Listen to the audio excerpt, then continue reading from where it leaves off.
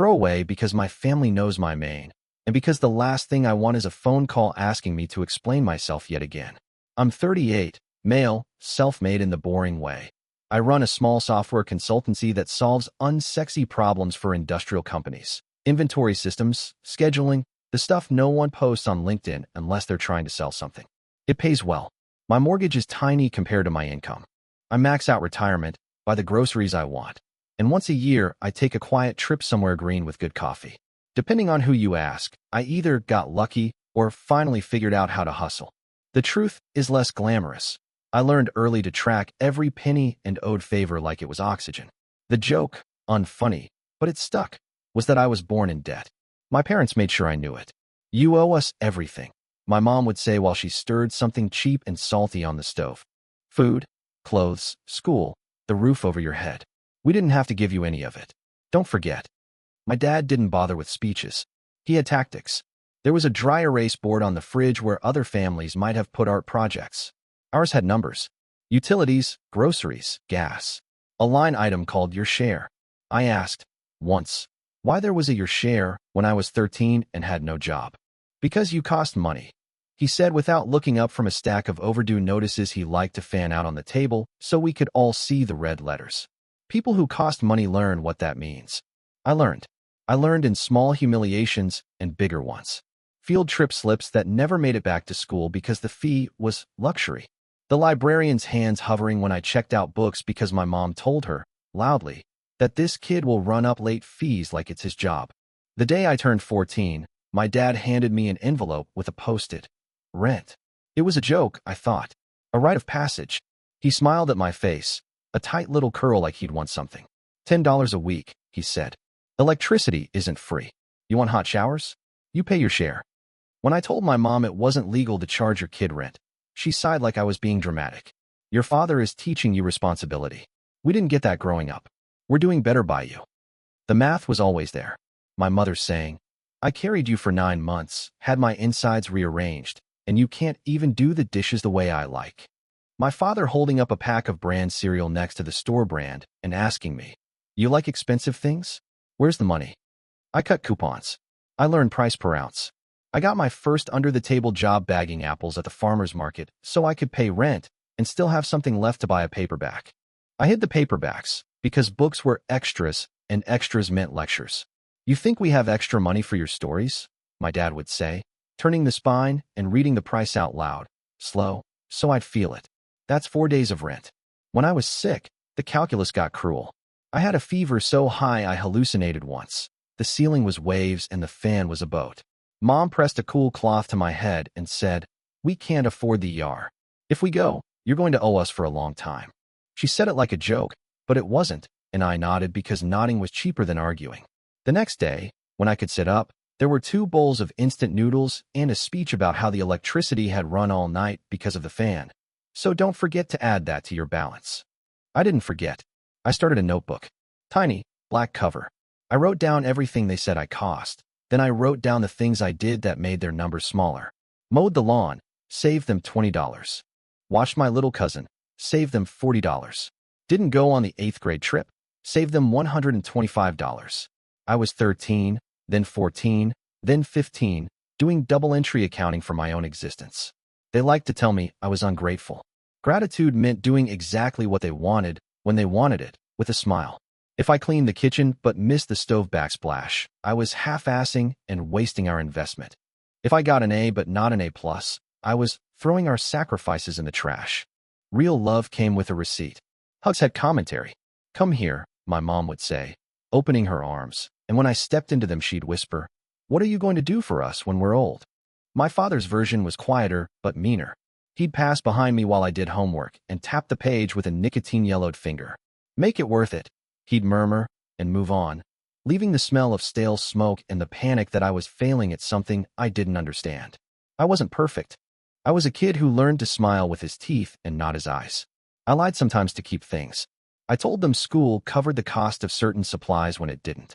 I asked teachers for extra forms so the originals could get lost at home and maybe I could slip one through. Once, I stole a roll of quarters from the laundry jar to pay a club fee because we were promised a guest speaker who wrote code for a living, and I wanted to see a grown-up who wasn't broke. It cost me. My dad counted the coins and made a show of calling the utility company to explain how we can't pay because someone needed to play hacker. The woman on the other end must have been reading from a script. Her voice was syrupy and detached. Sir, if your service is disconnected, there will be a reconnection fee. He put it on speaker so I could hear. You hear that, he said. Every choice has a number. If you're reading this and thinking my parents were monsters, don't. That's too easy, and it lets me off a hook I don't want. They weren't cartoon villains. They were tired, angry, drowning in bills, and convinced that the only way to survive was to keep a running tally of who owed what. They grew up with less than we had. My mom's father drank the rent. My dad's mother moved men in and out like chairs. They both worked 2 jobs before I was out of kindergarten. They did not know how to give without a cost attached, and they resented me for needing. They also laughed sometimes. We had good nights with frozen pizza and rented movies where my mom would let herself be silly for 90 minutes and my dad would actually sit down. We all learned the script together. Good moments are loans with interest. The first time I said out loud that I would leave, I was 16. It wasn't a threat. It was a fact that came out of my mouth like a sneeze. We were at the kitchen table. The dry erase board said we were short again. My dad was sketching boxes around numbers. My mom had her disappointed mouth, thin and flat. I'll be gone right after graduation, I said, fork in hand, my heart galloping so hard I felt it in my gums. Silence. Then my mother's laugh. One loud HA, like I'd told a joke with bad timing. Sure, she said. And who will you owe when you crawl back? Because you'll owe us even more then. My father didn't laugh. He looked at me like he was measuring me for a suit or a coffin. Don't forget the tab, he said. We'll keep it open. I didn't forget. I got a job at a diner that would pay me under the table after school and on weekends. I smelled like pancakes and fryer oil and coffee grounds. I loved it because every hour was money that didn't pass through my parents' hands first. When the manager asked why I needed cash, I said, my parents are strict, which worked better than the truth. The truth would have made people uncomfortable, and I didn't have the energy to be someone else's tragedy. I took AP classes because they were free college credits if you scored high enough, and I sat on the floor of the library with prep books because the desks were too close to the windows and I was cold all the time. When I got a 5 on my first AP exam, the guidance counselor high-fived me and said, "This opens doors." At home, my mom said, "Do they give you money for that?" My dad said, "What's the point if you aren't paying us back?" By then the notebook had become a ritual. I refined the categories. Groceries attributable to me, estimated by meals. Water usage, showers timed by the second hand of a clock I kept on the toilet tank. Electricity, fraction of the bill based on my devices, which were a decade behind but still needed charging. Clothes, calculated at thrift store prices because that's where we shopped, minus the few gifted items from relatives that my mom loudly said we should write a thank you note for, because debt is debt. School fees, listed alongside scholarships, waivers, the time I worked the bake sale to cover the debate team bus. I didn't think of it as revenge then. It felt like armor. If I could turn love into numbers like they did, maybe I could survive it. There was a night I think about more than I should, when the math and the love collided so obviously it left a dent. I was 18 by then, a few months from graduation. I came home past curfew because I'd stayed late at the diner for extra cash. I walked in on my parents in the dark kitchen, the only light the open fridge spilling a sickly glow. They were dividing a lasagna into 8 equal squares. My mother, meticulous, ran the knife like a ruler. My father murmured, 2 meals for me, 2 for you, 2 for him, and then paused. He owes us an extra square. They laughed together, quietly. It wasn't cruel, it was automatic. I stood there listening to them apportion dinner in units of debt and thought, this is it. This is the language we speak. This is the weather in our house. If you've ever lived in weather like that, you know how heavy your clothes feel. You stop asking for umbrellas. You memorize where the leaks are and move your bed. I plan my days around their forecasts. If my mom came home humming, I asked for permission slips to be signed. If my dad came home silent, I did extra chores and left the notebook in my backpack. I stopped hoping for sunny days. I started building a boat. I'm telling you this from the other side, in a house I own, with a job that pays me for the exact same skills they mocked: counting, tracking, turning mushy human needs into reliable systems. I don't hate them. I don't love them the way I thought I had to, either. Both of those feelings burned clean a long time ago. What's left is something calmer and colder, an equation I've been solving since I could hold a pencil. They said I owed them. They said I'd better remember the tab. I did. I wrote it down, and one day, I decided I would pay it. Exactly, not a cent more. And that would be the end of our ledger. But I'm getting ahead of myself. This is part one, and it's about the before. The debt that started before I knew what debt meant. The kid who counted showers. The dry erase board. The lasagna into 8 squares, and the way my father said, your share, like a prayer he didn't believe in, but kept saying anyway. If you're waiting for the revenge, it's coming. But to understand why it felt like relief instead of cruelty, you have to understand the weather. You have to know what it means to grow up as a line item in your own home, and the quiet, stubborn thing that happens when you learn to balance the books. When you grow up with the idea that you're a bill to be paid, leaving home doesn't feel like freedom. It feels like debt collection. My parents had been planting that seed for years. Don't forget, you owe us. You better come back when we're old. You'll never make it without us. By the time I actually walked out, I was convinced that every step away would just rack up more interest on a loan I'd never clear. I left the morning after graduation. No ceremony with family photos or a celebratory dinner. They didn't even come to the ceremony. My mom said she had a headache, and my dad told me, walking across a stage doesn't pay the rent. I had a duffel bag, the tip money from my diner job, and an acceptance letter to a state school that might as well have been written in another language. Financial aid award package. It sounded fake. I knew the second they saw it, they'd call it a scam. So I didn't show them. I told them I was crashing with a friend for a few days. My dad just said, don't forget you still owe us for May's groceries, and went back to his Sudoku book. My mom hugged me at the door and whispered, be careful, the world eats boys like you alive. I didn't know if that was love or another line item. Maybe both. That summer was hell and heaven at once. Hell because I was living in the back room of the diner with the manager's permission. Heaven because it was mine, even if mine meant a cot that smelled like fry oil and 3 t-shirts I rotated. I showered in the employee bathroom, studied financial aid paperwork between shifts, and worked until my fingers smelled permanently like onions. I'd love to say my parents came looking for me, but they didn't. What they did was worse. They left voicemails. Long, winding guilt sermons. My mom's voice would crack. I don't know why you're punishing us after everything we gave you. We sacrificed so much. My dad's tone was harder. Every day you're gone, you're adding to your balance. Don't think we won't remember. I'd listen, my stomach curling, then delete them. At first. Later I started saving them, like evidence. I wasn't sure what for, but some part of me wanted proof that I hadn't made it all up. College was chaos. I was broke in the way that feels like falling forever. Financial aid covered tuition and a meal plan, but not books, not the weird fees that popped up for lab usage or transportation services I never used. I took the cheapest dorm, shared with 2 other guys who thought I was weird because I hoarded ramen and taped my receipts into a notebook. They laughed until finals, when suddenly I was the guy who knew exactly how much it would cost to survive 2 weeks on $20. The classes themselves were brutal, not because I couldn't keep up, but because I was used to memorizing costs, not ideas. Sitting in lectures about algorithms or data structures felt like trying to breathe in a new language. But for the first time, I wasn't just surviving. I was building something. And the strange thing was, I was good at it. Numbers didn't scare me. Systems made sense. My professor handed me back a project once with the word elegant scrawled across the top, and I stared at it like it was a trick. No one had ever used that word about me. But every high came with a shadow. I'd call home once a month, out of guilt more than anything. My mom would ask what I was eating, then slip in, well, don't forget who taught you how to cook. My dad would say, don't get any ideas that you're self-made. That scholarship money doesn't come from nowhere. Taxpayers like us are footing your bill. You still owe. It was like they couldn't let me breathe without turning the oxygen into a receipt. There were nights I almost caved. Nights I thought about going home, apologizing, promising to take care of them forever if they'd just stop keeping score. But then I'd open the voicemail inbox, play one at random, and remember my dad's flat tone. Make it worth it. Remember my mom's sigh. You're such a burden sometimes. And I'd grit my teeth and keep typing code until the sun came up. I worked every summer. Construction, warehouse shifts, data entry for a tiny insurance office where the boss liked to pat me on the back and say, you're a machine.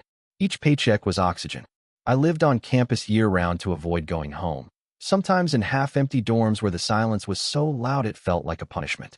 I'd write in the notebook, expenses, income, interest rates. But a new column started forming, slowly, at the back. Parental debt, EST. It was half joke, half compulsion. Every time I remembered something they'd thrown at me, rent, groceries, the cost of your birth, I try to estimate it. Formula after formula. How much formula costs in 1987? What a hospital delivery would have cost with their insurance. Grocery averages in our state by year. School fees. Utilities. Every sigh, every you owe us, became a number. By the time I graduated, I had a binder full of it. Notebooks taped together, charts, sticky notes, a ledger of my life in dollars. It wasn't rage that kept me writing. It was precision. If they wanted me to believe I was a debt, fine, I'd make sure the account was accurate. After graduation, I landed a job at a mid-sized tech firm in the city. The pay wasn't glamorous, but it was steady, and for the first time in my life, my name was on a lease that didn't come with guilt attached. My apartment was tiny, the kind where you could fry an egg while sitting on your bed, but it was mine. I bought a second-hand couch that sagged in the middle, and every time I sat on it, I smiled. Freedom has a shape.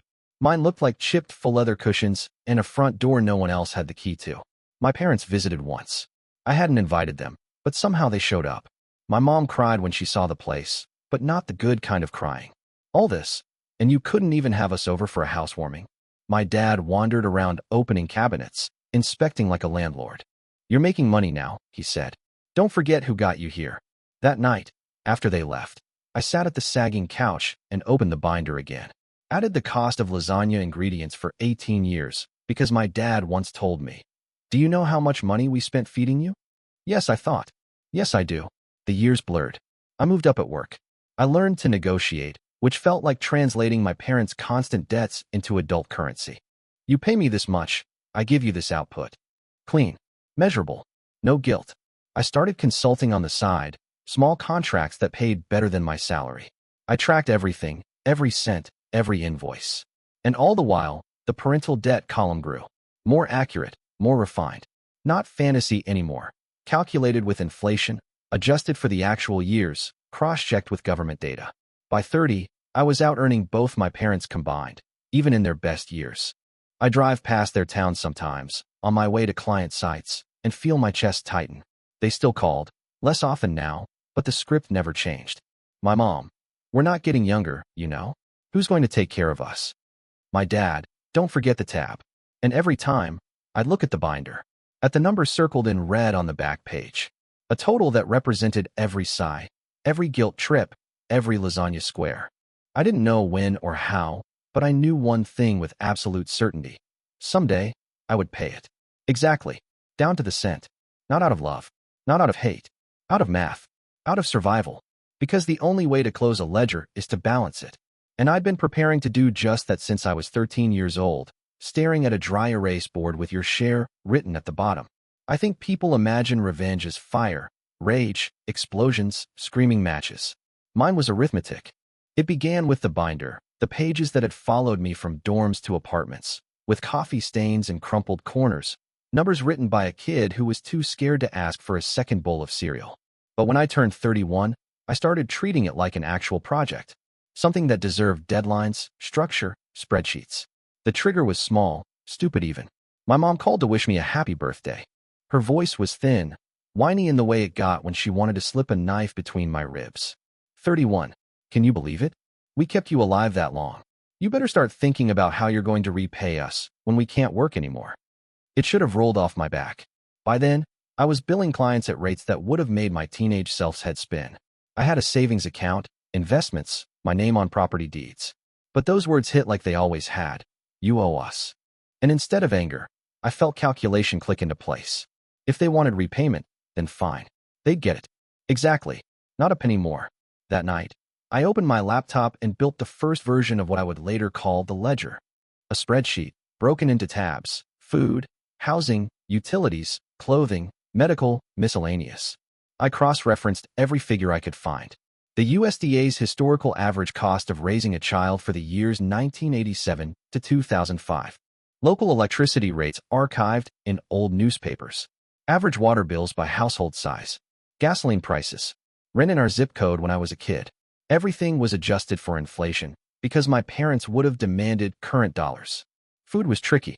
I didn't want to give them the benefit of the USDA's middle-class plan. We weren't middle class. We were store-brand everything, discount meat, bulk frozen vegetables. So I used the thrifty plan.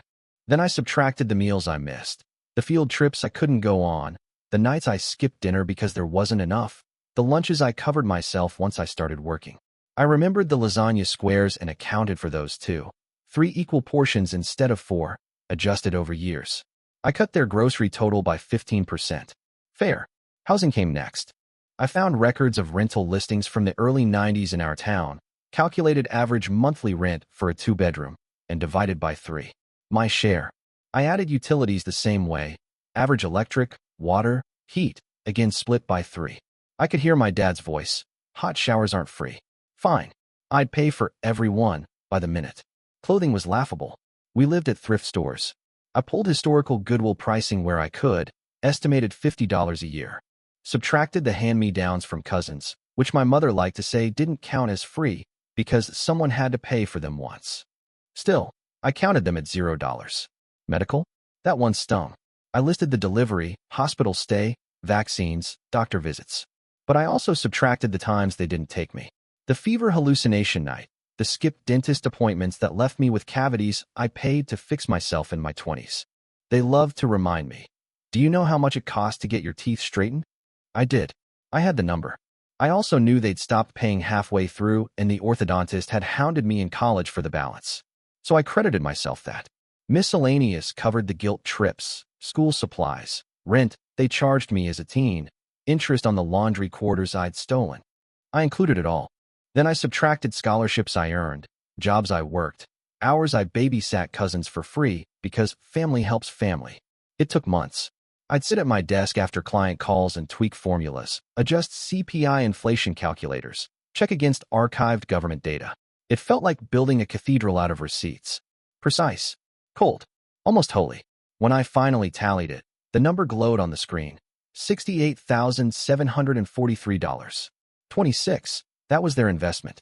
18 years of our sacrifice, distilled into a figure that felt both enormous and pitiful. I stared at it until my eyes watered. Less than 1 year of my consulting income. Less than the car I could have bought, but never did. It didn't feel satisfying yet. Just clinical. But a seed had sprouted. I would pay it. One transfer.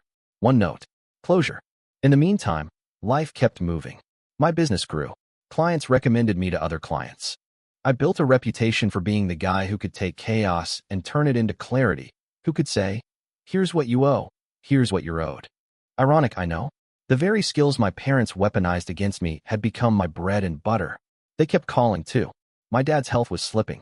He'd leave messages about his blood pressure medication, how expensive it was, how insurance screwed hardworking people like him.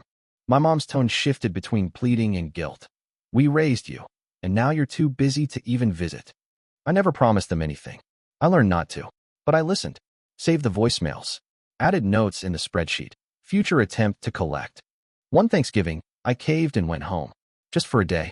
The house looked smaller, sadder, wallpaper peeling in places I remembered touching as a kid. My dad had aged 20 years and 10. My mom's hair was thinner, her hands shaking as she stirred gravy from a packet. For an hour, it almost felt normal. We ate turkey. My dad even cracked a joke about the Lions losing again. Then, as the plates were cleared, my mom leaned close. You'll take care of us, won't you? When we can't anymore. You'll remember what we did for you. My dad raised his glass. To repayment, he said, dead serious. I smiled. But inside, the seed hardened into stone. No more waffling. No more half measures. I would pay them back. I would zero out the ledger. And then I would walk away forever. It took another 2 years of fine-tuning the plan. I didn't just want accuracy. I wanted irrefutability. So I built a second version of the spreadsheet, with citations, government sources, inflation calculators, USDA archives, footnotes for every line item. If they tried to argue, I could hand them a bibliography. By 35, the number had inched up, adjusted for a few things I'd missed, a recalculation of average medical costs, rounding errors. The final total, $72,348. 11. I printed it. Found it. A ledger of my life. And then I opened a new bank account. I transferred the exact amount into it, nothing more. It sat there for months, accruing a trickle of interest, while I rehearsed in my head what I'd do. I imagined mailing them a check. I imagined showing up with a briefcase full of cash, dropping it on the table, walking out. I imagined lawyer letters, certified mail, legal disclaimers. But none of that felt right. Too dramatic. Too messy. What I wanted was clean. Silent. A single, surgical cut. So I decided, one wire transfer. A note in the memo line. Then silence. I wasn't ready yet. But soon. Very soon. The thing about plans is that they rot if you leave them sitting too long. For a while, I let mine ferment. The money was there, cordoned off in its own sterile account, like a weapon waiting to be drawn. Every time I logged in to check balances, it stared at me. $72,348. 11. Exactly what they'd said I owed. My ledger was balanced, at least in theory. The only thing left was to pay. I dragged my feet. Not because I doubted, but because I wanted to be sure I felt nothing when I pulled the trigger. I didn't want heat, or pettiness, or the ghost of a teenage tantrum. I wanted it to feel like reconciling a spreadsheet. Cold, final, done. The opportunity came in the most predictable way possible. My dad called, his voice strained, ragged with age and cigarettes. We're in a bind. Your mother's car needs repairs, and we just can't keep up. You know we've done everything for you. You'll help us out, right? You owe us that much. There it was again. That word. Oh, even now, after decades, when they saw me not as a son, but as an open account. I remember sitting there with the phone pressed to my ear, staring at my office wall, a client project half finished on the other screen. And instead of the usual wave of guilt, something in me clicked shut. It was time. I told them I'd call back. I didn't. Instead, I opened my laptop, logged into my bank, and set up a transfer. Their checking account was easy enough to find. I'd sent them help before, back when I was in my 20s and too scared to say no. Same account number, same bank. I typed in the figure, 72,348. 11. My fingers didn't even tremble. In the memo line, I wrote 2 words, debt repaid. That was it. No lecture, no explanation, no multi-paragraph, let me tell you what you did to me. Just the amount they had claimed for decades, and proof that their son had listened, too well. I hit submit. The confirmation screen flashed, green and calm, like any other transaction. And I sat back, staring at it, waiting for something. Guilt, triumph, relief. Nothing came. Just a stillness I'd never felt before, as if the constant buzzing in my chest had finally gone silent. 5 minutes later, my phone rang. My mother's number. I let it go to voicemail. Then my dad's number. Then their landline. Ring after ring. I didn't pick up. When the notification stopped, I opened voicemail. Her voice was shrill, confused, angry. What is this? What's this money? What do you mean debt repaid? That's not what we meant. Call me back right now. Delete. Another, my dad's gravel tone. Cute. Real cute. You think this is funny? You think money buys you out of family? We'll talk about this. You don't just close the book like that. Delete. The last one was quieter, almost pitiful. My mom again. Honey, we didn't mean it like that. Of course you owe us, but it's not about money. We just want you around. Don't do this to us. For a second, my chest tightened. The kind of guilt they'd always counted on. But then I looked at the green confirmation screen again. Transfer completed. Ledger closed. I went further. I blocked their numbers. Blocked their emails. Blocked them on Facebook, where my mom had once tagged me in a post about children forgetting their parents. I blocked cousins, aunts, anyone who might try to play middleman. One by one, click, click, click. The silence was immediate and intoxicating. For the first time since I could remember, my phone didn't carry their weight. No voicemails reminding me that I was a bill to be paid. No sighs, no guilt. No, don't forget the tab. That night, I opened a bottle of cheap red wine and sat on my balcony, watching the city hum below me. Cars, lights, people rushing to wherever they had to be. I wasn't rushing anywhere. My only task had been completed with a keystroke. I raised my glass to the night air and whispered, balance. The next morning, I half expected fallout. Police at my door, relatives calling me ungrateful, some kind of explosion. Instead, nothing. Just silence. Work emails, client calls, groceries. Life went on. A week later, an envelope arrived. Their handwriting. I almost didn't open it, but curiosity won. Inside, a single page. My dad's blocky scrawl at the top. Money doesn't erase blood. You'll see. No signature. I folded it neatly, put it in the binder with the old ledgers, and shut the drawer. That was their last word to me. Threat, promise, guilt, whatever it was supposed to be. I decided it wasn't mine anymore. The strange thing was, I didn't feel victorious. Not in the Hollywood sense. There was no swelling music, no triumphant fist pump. Just peace. Like an endless background hum had been cut off mid-note. I realized that my whole life I'd been bracing for the bill to come due. Every birthday, every phone call, every holiday, waiting for them to slide a check across the table. And now it was paid. Of course, they didn't see it that way. They wanted me, my presence, my obedience. They wanted repayment and servitude. But they'd used the language of debt over and over, year after year. And I had simply taken them at their word. Debt repaid. Ledger closed. Done. I didn't tell anyone, not right away. Friends knew my parents were difficult, but not the extent. What could I say? Hey, I spent my entire adulthood calculating the cost of my childhood and wired it to my parents so I could cut them off forever. That doesn't fit neatly into casual conversation. But inside, I felt taller, straighter, like I'd finally stopped carrying a backpack full of rocks that no one else could see. The silence was heavy, but it was mine. The funny thing is, my work flourished in that silence. Without the constant drain of guilt, I had space to think. I picked up bigger contracts, hired a small team, traveled to meet clients instead of hiding in my office. Success grew naturally, like a plant finally watered. And with every step forward, the green confirmation screen echoed in my mind. Transfer completed. My parents had wanted repayment. They got it. Exactly what they asked for. And nothing more. The first week after the transfer felt like stepping into a room where someone had turned off a generator you didn't realize was running. Not silence, exactly, just the absence of buzz. I could hear my own thinking for once. I didn't jump every time my phone lit up. I didn't rehearse scripts for calls I didn't want to answer.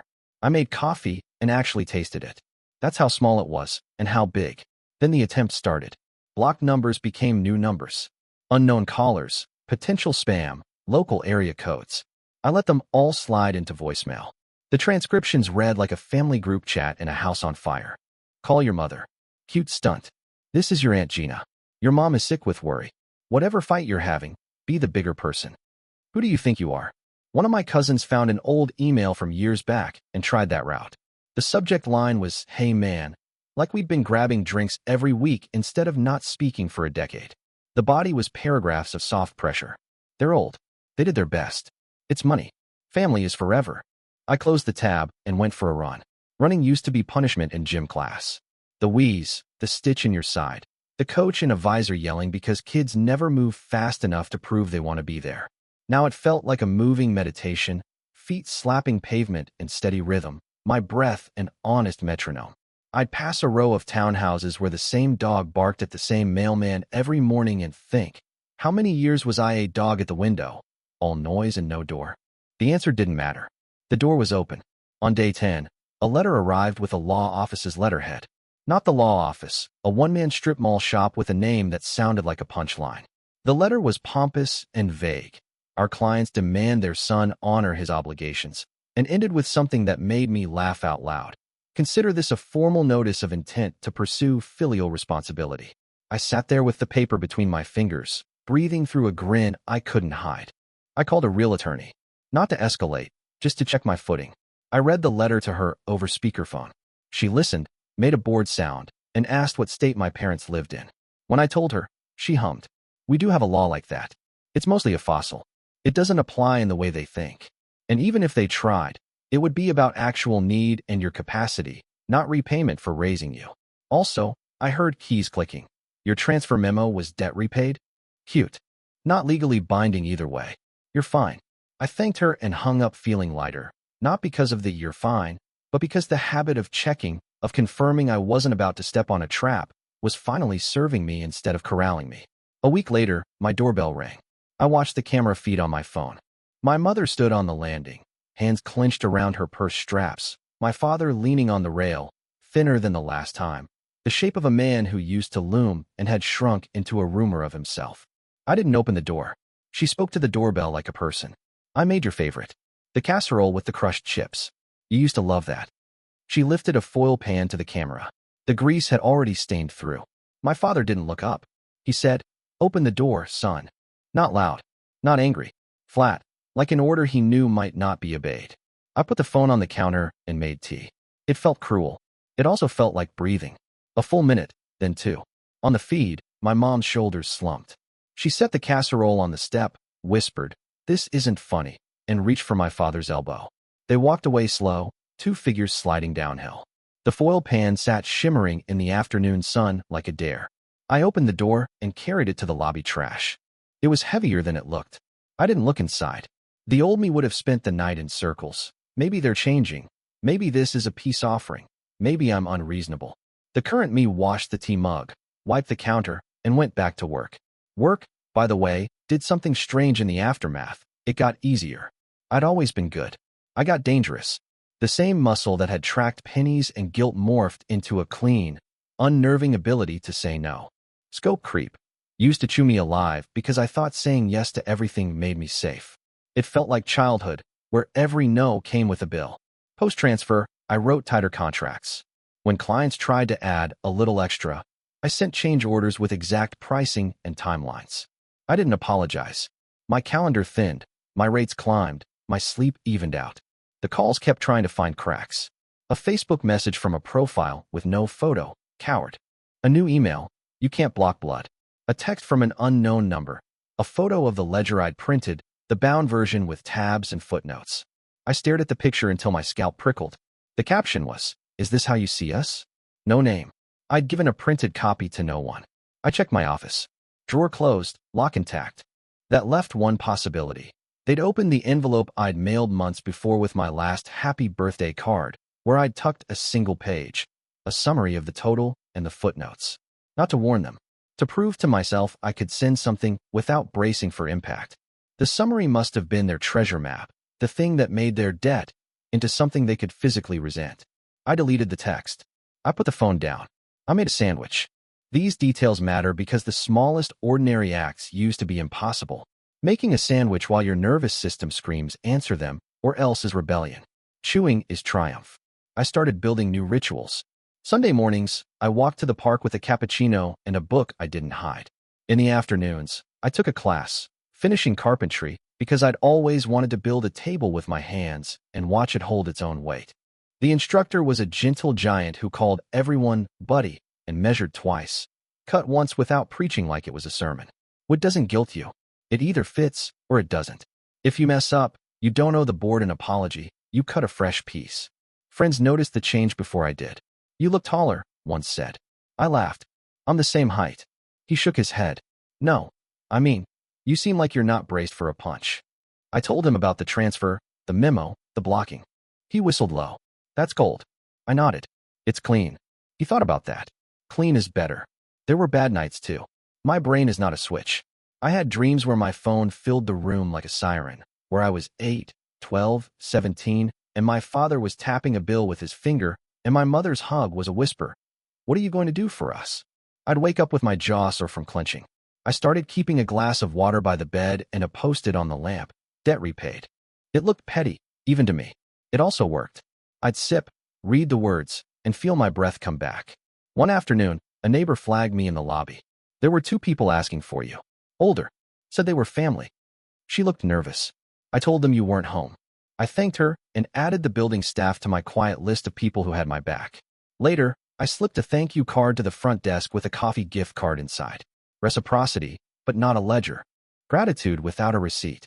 It felt new. I thought about love, not in a soft focus way. In the way a person who has only ever been invoiced for affection tries to define it without numbers. When I date, I used to keep a hidden spreadsheet. Time spent, money spent, what I got back. I'm not proud of that. It was survival dressed up as maturity. Post-transfer, I caught myself planning a date without calculating ROI. I booked train tickets to a nearby city because the museum there had a retrospective I wanted to see. I didn't cheap out on lunch. I didn't test her with small traps to see if she would use me. If you've never loved like an accountant, you don't know how freeing it is to leave the calculator at home. My therapist. Yes, I finally got one. No, it wasn't a lightning bolt that sent me. Told me something so simple I wrote it in 3 places. You did not end your relationship with your parents. You ended a business arrangement that masqueraded as one. She didn't say it like triumph. She said it like weather. Fact. I argued anyway, because old scripts are stubborn. What about the good nights? The frozen pizza and movies? She smiled. Those are memories. They don't erase the contract you never signed. A month after the doorbell visit, a final message slid under the block in the form of a letter written in my mother's hand and mailed to my office. They must have Googled the address. The paper smelled like her perfume. The first paragraph was pure nostalgia. Baby pictures, my first word, The time I tripped at the zoo and a stranger gave me a Band-Aid. The second was accusation shot through a lace tablecloth. After everything we gave, you repay us like this? Money like we're a bill? Is that the value of a mother and father? The last line tried to be a curse. One day you will have children, and you will understand. I put the letter in the binder with the others. I slid the binder into a fireproof safe. Not because I planned to look often, but because it felt right to archive the artifact that had haunted me. Museums keep records of what we used to be. This was mine. If I sound calm, it's because calm arrived like a guest who knocks quietly and takes off their shoes. Not dramatic. Not even interesting. Just steady. I went days without thinking about them. When a thought did come, it landed without all the old spikes. My dad liked cinnamon gum. My mom could find a coupon for anything. These facts are allowed to exist without binding me. The rest, you owe us, does not land. The company hit a milestone, our first 7-figure year. We celebrated with cheap champagne and loud music in the office after hours. My team toasted the obvious things: clients, long nights, debugging miracles. And then one of them, a junior dev with neon pink hair and a laugh that shook windows, raised her glass to me. To saying no to bad contracts, she grinned. And to our boss for teaching us that. I didn't tell them where I learned it. I just clinked and said, to cleaner ledgers. That night, I walked home under a sky full of city glow and thought about the kid with the toilet tank clock timing his showers. If I could go back, I'd hand him a towel and say, you were never the bill. I can't go back. What I can do is live like it's true now. I can buy berries without hearing a lecture about price per ounce. I can leave a tip that's a little too much and not calculate if I got my value. I can make a table that holds. And when people ask, because they always do in their own polite way, but they're your parents, I can answer without heat. They taught me to keep a ledger. I closed it. There's more to say about what came after, what comes next, but this is the shape of the aftermath. Messages like darts thrown at a wall that no longer has a target on it, a doorbell pressed and not answered, a casserole in the trash, a run in the morning, clean contracts, softer sleep. Not peace as a gift. Peace as a choice I made with 2 words and 12 digits. Debt repaid. People think cutting off your parents is like slamming a door and locking it. For me, it was more like walking through a fog until the outlines of buildings started to show. I kept waiting for guilt to chase me down the street like a shadow with teeth. What actually happened was quieter. The guilt evaporated, little by little, until one morning I woke up and realized I hadn't thought of them in weeks. That's when the dreams stopped too. For most of my life, I had variations of the same nightmare. I was at the kitchen table again, the dry erase board looming over me, my dad tapping his finger on your share. In some versions I was a child. In others I was my current age but still trapped, unable to explain that I had money now, that I wasn't their burden anymore. Always, I'd wake with the taste of metal in my mouth and my jaw aching. After the transfer, those dreams replayed for a while like reruns, but then, silence. My sleep became dreamless and heavy. I wish I could tell you I immediately filled that space with joy. The truth is, it felt blank. Not bad, not good, just empty. Like I'd knocked down a house that had always been there, abusive or not, and was staring at the lot with no idea what to build next. Therapy helped. Work helped. But mostly, time helped. One of the strangest adjustments was learning how to accept kindness without suspicion. My whole life had taught me that love was a transaction. You got affection if you earned it, or paid for it, or promised repayment later. So when a friend offered to help me move apartments, my first instinct was to make a ledger in my head. Okay, he carried 3 boxes. I owe him a dinner. I stopped myself. I asked what he wanted in return. He laughed. Nothing, man. You helped me last year. That's how it works. I almost cried at something so simple. Dating was another battlefield. Before, every relationship felt like a negotiation. I'd buy dinner, but note the cost, waiting for the reciprocation. I'd offer help and secretly tally it. None of this was conscious. It was the only way I knew how to measure closeness. After the cutoff, I tried something terrifying. I gave without expecting. The first time I cooked a meal for someone I cared about and didn't immediately calculate the groceries in my head, I felt lighter than I can describe. Meanwhile, my parents' attempts to breach the wall slowed. Letters came less frequently. A relative texted me once with a vague warning. They're not doing well. You should step up. I didn't respond. Not out of cruelty, just out of clarity. I had already stepped up. I had paid the bill they demanded. That was the end of my responsibility. There was a moment, small, but monumental, that showed me how much had shifted. I was in line at the grocery store, cart full of produce and good bread and a few indulgences, berries, imported cheese, things I would have been lectured for buying. Ahead of me, a young mom was juggling 2 kids and a cart that was clearly more than she could afford. I saw her start to put items back, cereal, apples, milk, her face tight with shame. Without thinking, I stepped forward and said, "I've got it." I slid my card. She protested once, then went quiet, eyes wide. If this had happened years ago, I would have tortured myself with the cost. Did I just spend $40? What did I lose? Instead, I walked out lighter than I walked in. That was the difference. When you stop seeing love and help as debt, you realize generosity doesn't bankrupt you. It expands you. Work mirrored this too. My team had grown to 6, then 10. For the first time, I wasn't just a freelancer. I was a leader. Old me would have run the company like my parents ran the household. Tight fists, constant reminders of what people owed me. Instead, I tried something radical. Trust. I paid fairly. I didn't guilt anyone for using their vacation days.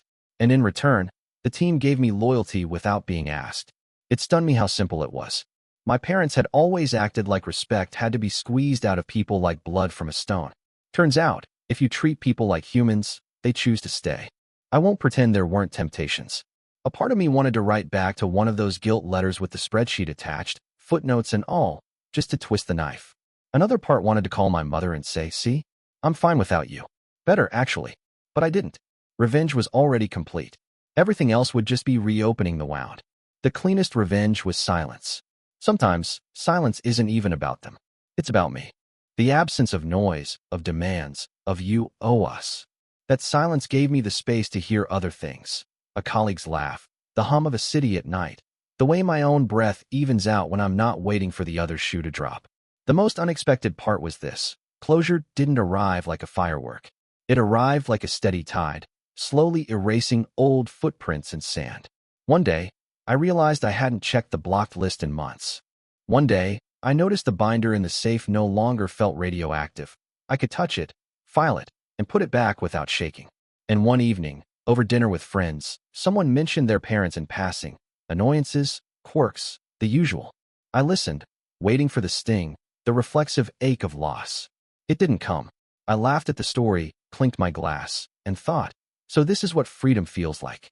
Not absence, not hunger, just space to live.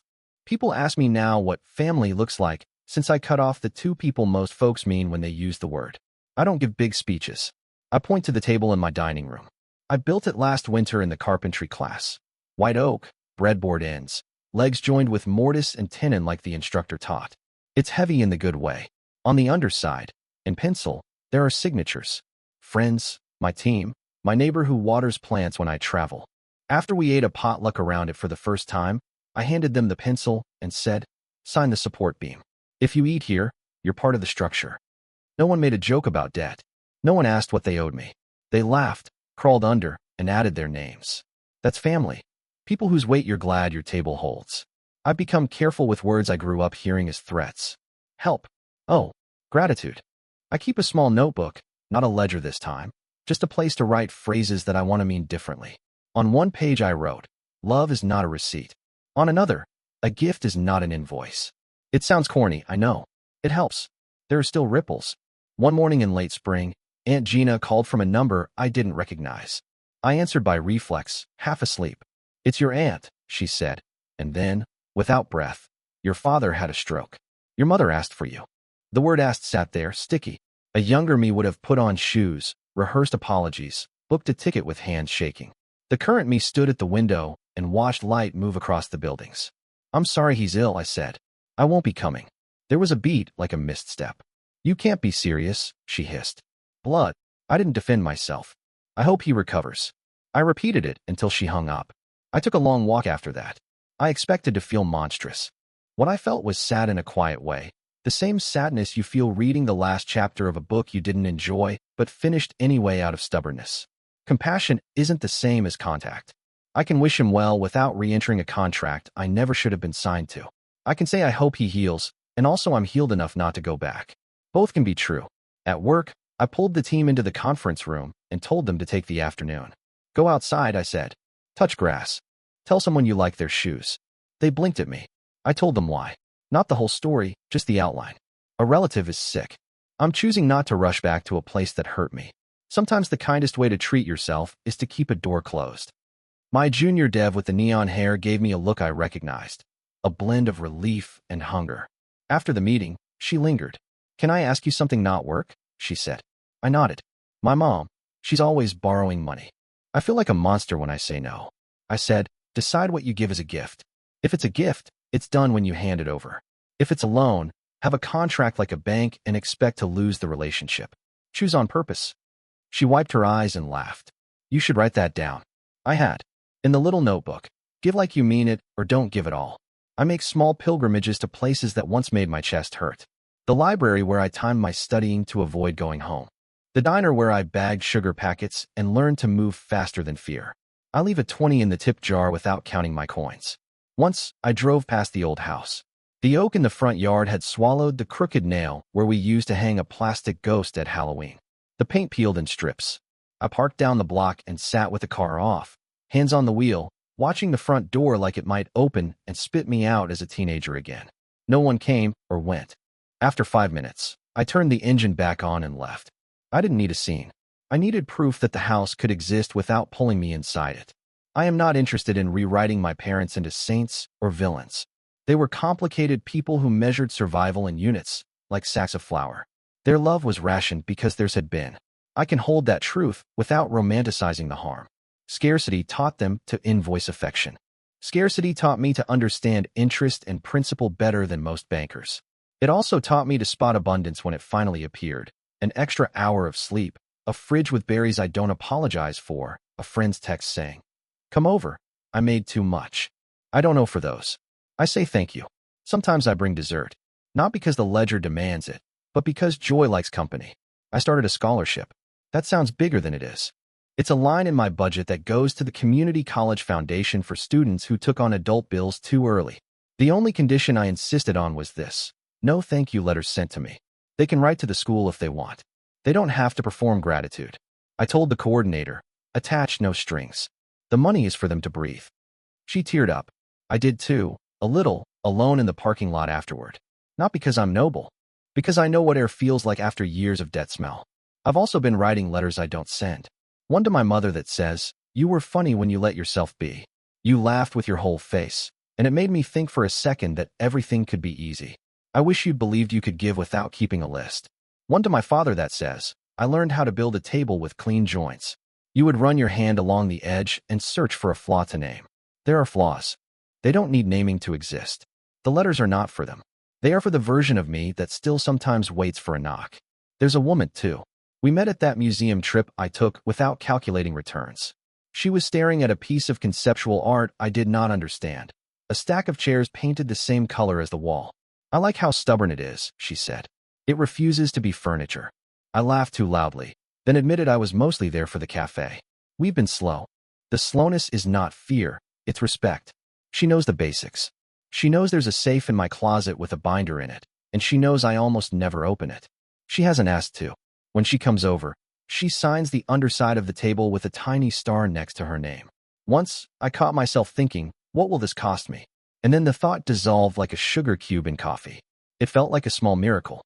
On the anniversary of the transfer, I printed the confirmation screen and tucked it behind the binder's cover page. Not to gloat, to index it. The ledger begins with numbers and ends with a line that closed them. I lit a candle on the balcony and sat with that paper, the city humming its own accounting below. I said out loud, to no one, sometimes the cleanest love is a boundary. I blew out the candle and went inside.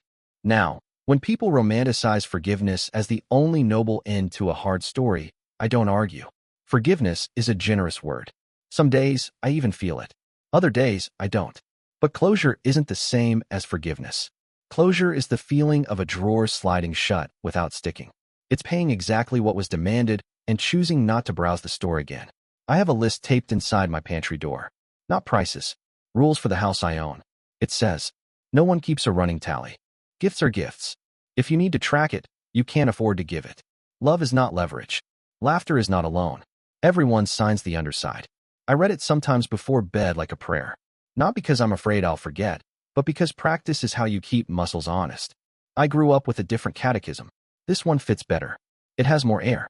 People want a final scene where I stand over my parents' hospital beds, or graves, or living room carpets, and deliver lines that make the audience cheer. I don't have one to offer. What I have is quieter, a table that holds, a business that's fair, a phone that does not buzz with demands, a life that feels paid for by me and no one else. If that sounds cold to you, that's all right. To me, it feels warm. Not the fever heat of panic. The kind that comes from a steady radiator in winter, humming without fanfare, doing its job. Sometimes I dream of the dry erase board again. The numbers are still there, but the line that used to read, "Your share," has been wiped clean. In its place, my own handwriting. Enough. I wake up, pour coffee, and don't count the scoops. I take a cup to the balcony, watch the city breathe, and think, not for the first time. Sometimes the best closure is giving people exactly what they demanded, and nothing more. Then you walk away and build something that doesn't need a memo line to be real.